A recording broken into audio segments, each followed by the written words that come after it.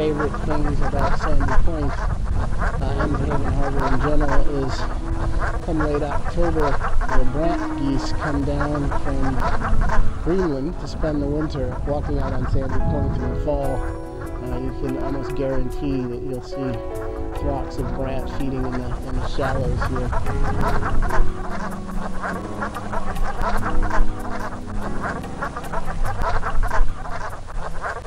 This is a major stopover spot for migrating shorebirds, and behind us we have a lagoon that fills at high tide, but at low tide has exposed mudflats between the outer barrier dunes and this inner spit that we're walking on. And out on these flats it fills with shorebirds, and if you, without binoculars or some aid for magnifying what you can see at a distance, it's difficult to see why these shorebirds would just stop here. It seems sort of random, but if you get down and you start digging around in the mud, there's all sorts of invertebrates, sandworms and all sorts of things like snails.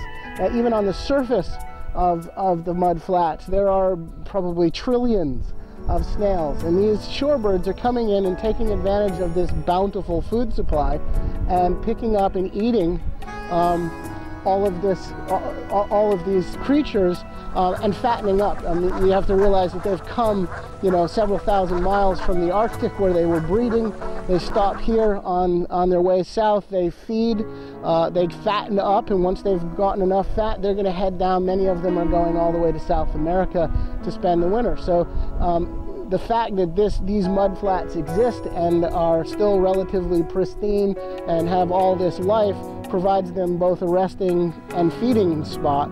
And it's right here in New Haven Harbor, and it's one of the better places in the area to see shorebirds.